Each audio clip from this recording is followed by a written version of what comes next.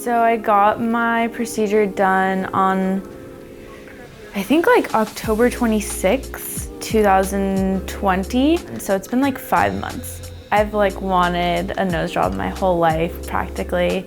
And I just didn't like how long my nose was, like how far away it stuck out from my face. And so I was like really interested in just bringing it in like a little bit closer and just kind of like smoothing out the bridge of my nose. And so that's what we did when I came to Dr. Ghavami. Like you can see my nose like a bit closer to my face and like more smooth here on the bridge. So Simone is 5 months post-op, which technically for a primary, which means first time and hopefully with me only time rhinoplasty, it means that she's almost halfway there. It really does take 12 months. And then some people, if they have really thick skin, it really takes 9 months, maybe 10, almost 12 or more to see the results. But right now, let's look at her at 5 months. You can already see some of the definition coming together here. The alar creases are starting to define themselves. The diamond is starting to show. The lighting here won't show it, but diamonds, you want to have at least a few light points. What the other thing I look at, if you look at the front view, is you can see from the eyebrows coming down, beautiful, soft, curvilinear lines coming in. These are the contour lines, which if she wanted to get this natural highlight to look more exaggerated, which I know that's not your style, is to do a highlighter here and do that whole fancy thing. You don't do all that highlighter and 5 layers of makeup, right? Yeah, she's very very natural, and that's what I do. I make noses look like someone has no access to Sephora or doesn't even have a phone or computer, and basically just has to naturally have a good contour. But if they want to hype it up and go next level with it, they have that option. Any questions about all that? Okay, how's your breathing? It's okay. Okay, breathe in. That's pretty good. Congested on one side? Yeah, when I like go to bed, I think one side of my nostril like 80% okay, closes and then up. it's different throughout the day. Yeah. Okay, so one thing that happens with rhinoplasty, the muscles that keep our cartilages open, dilate your nostrils, etc., those go to sleep because they're scarred, they've had surgery, just like your arm where you have to rehab it if you have any orthopedic surgery on it. It takes a while for muscles to recover. This side's pretty open too. Breathe in slow. Breathe in slow. More open than I've ever been in my whole life. And yep, I need a septoplasty big time actually. Just TMI stuff, but. And then I'm gonna have you give us a huge smile and then relax. So the tip's where it needs to be. It's kind of heavy right now, and the taping and shrinking will do this to it. So the concoction we're injecting with some taping to train the nose, especially after injection. I like patients every single night for 7 days straight to tape really good, and I'm gonna show you how to tape it, okay? I feel amazing. Like I came out of the surgery without any bruising like whatsoever. Like this was fine. I barely was swollen. And so since then it's been like a very good experience. I've been very happy. I can breathe really well and it looks really good. And I don't think about my nose in the same way that I used to. Like whenever I have my photo taken or I'm taking like a selfie or something, I don't feel self-conscious. Like I don't think about my nose that way that I used to. It is such a natural look. Like Dr. Ghavami did a really, really great job in like keeping it like very natural to my face and proportionate to my other features. So sometimes like people I haven't seen in a while that I just saw recently are like, you look different, but they like couldn't put their finger on it. And then I said, oh, well, I got my nose done. And they're like, oh, wow, okay, yeah, look, it really does look a whole lot different. Just looks very natural.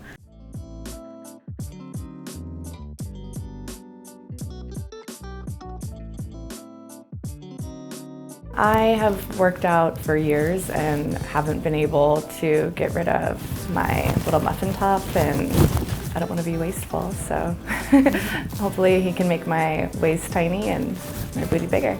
So this right here, this squareness, I don't care what I love personal trainers, I have one. Hello, Stefan.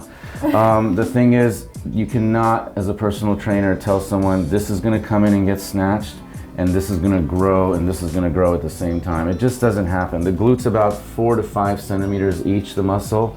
Maybe 2-3 centimeters it can grow each, so you're not gonna get this projection, and there's no muscle here to grow this way. If you look at bodybuilders that have nothing but muscle and no body fat, this entire area is empty and their glutes go like this, right? So expansion here is surgery. So if you have a girlfriend or someone who's trying to say they didn't have one, and you see all of a sudden they have these hips that widened, that's probably what they had. I think, you know, it's up to you. This is where your preference comes in, and I'm gonna draw it. I would like to add a bunch here for you, starting from the front. So this is something you've probably never had your whole life, and this is an opportunity now to do it. We're gonna relocate a lot of this volume to this dip, hip dip as we call it. Now her buttock skin is kind of tight, which means it's not gonna expand fully right away. Occasionally, some people, if they get a little greedy and they want even more, we do like a mini round 2 where we come and build upon what we've already done. But this will be pretty expanded in the OR right away because there is some give to it, but it's not super loose, not super tight. It's kind of in between. Anything you want to add to what we talked about? You're gonna look incredible. And when you power lift, this is just gonna get more because like, so go ahead and get warm again, dressed up. I'm gonna draw on her chart if you have it. Oh, perfect. So for SCurves, really it's all about this, right? Now, you don't have to be this wide, but the general idea is, you know, you want to go. So right now you have kind of this here, which is going to go. And your contour is a little bit like that. Not as, like probably something like this, right? Mm-hmm. So it's almost like reversing the contour you have now, and there's the hip dip. Mm-hmm. So this gets eliminated, this is subtraction, this is addition. And then a little bit kind of coming here is addition too. So this area gets addition, and then I wrap it around the front, and then this always gets fat transfer. This is the key. You don't need a lot here, so you don't need much there. And then I like to do a diamond in the nose tip of the nose, as well as diamond here. We can even create some venous dimples for you here and do all that kind of stuff. Your skin should tolerate that. And a lot of the width you have here and the bra strap region, that's gonna go. So this is gonna come in here and that's gonna be eliminated. So that's how the SCurve happens. So essentially this gets filled, if you wanna look at a zone, overlapped with this. I'm so excited. Isn't that neat? Yeah. This is very fancy. This is almost like x squared minus this equals, I forgot my algebra and all that. So yeah, she's gonna look great. She's pretty much an ideal candidate. Now, one only disclaimer I'll say is because she had a child 18 years ago, and how young are you again? 34. Okay, so she's still young. So the elasticity, you don't smoke cigarettes, you power lift. So the elasticity on her stomach and abdomen, that's the key. Experience will tell me intraoperatively, as the skin dynamically shows me how elastic it's gonna be by me kind of pinching it along different ways as I lipo, what I can get away with. If you lipo too much and someone's left with loose, wrinkly grandma skin, there's no point in that. So the key to good liposuction is what you leave behind, not what you take. I'm so excited. Today's finally the day, and she's gonna take my waist and make it super tiny and put it all in my butt. I'm just so excited. He's such a great doctor and I've been waiting forever. And when I wake up, I'm gonna have a big old booty.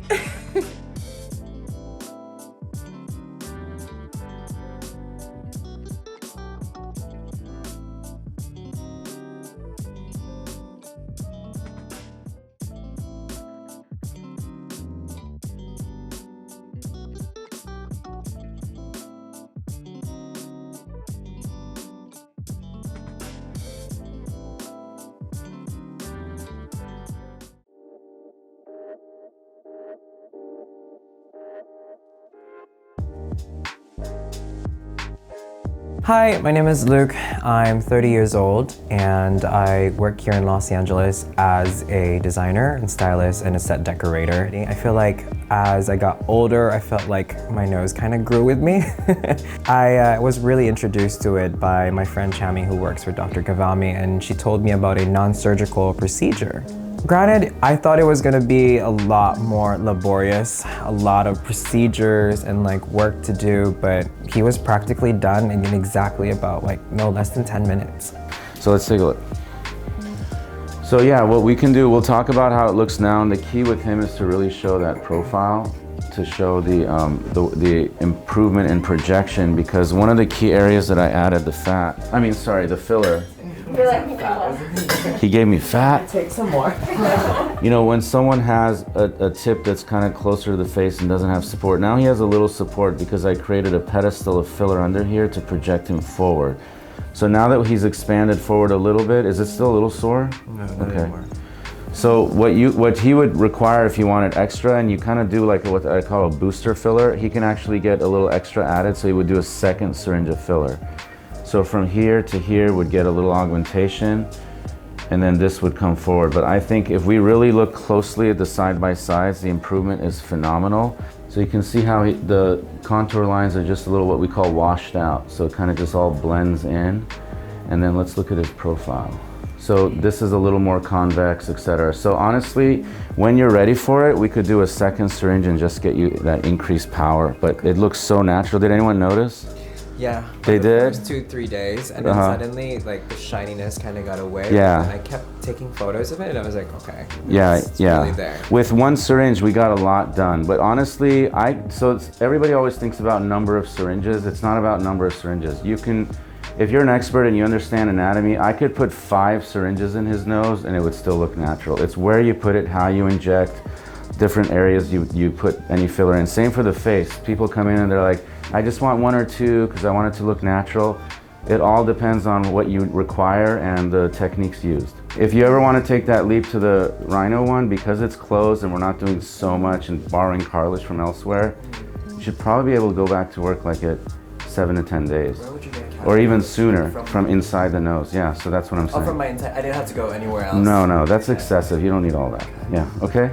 I have to say though, I think when it comes to anyone who does any plastic surgical like procedure, it kind of gives you a little bit of confident boost, and I can definitely say that I feel a lot confident. Not that I wasn't confident, but like it gives me an extra boost, you know, to face, especially for the industry that I work for. I'm always facing people, so it definitely like makes me a little bit less shy to talk to people. So in clinic, we get to talk, the staff gets to meet them, so it's always fun. It's happy surgery, really. You're working on healthy people that don't have medical issues that interfere with the work. They're not here because they have to have a medical procedure done for their health necessarily.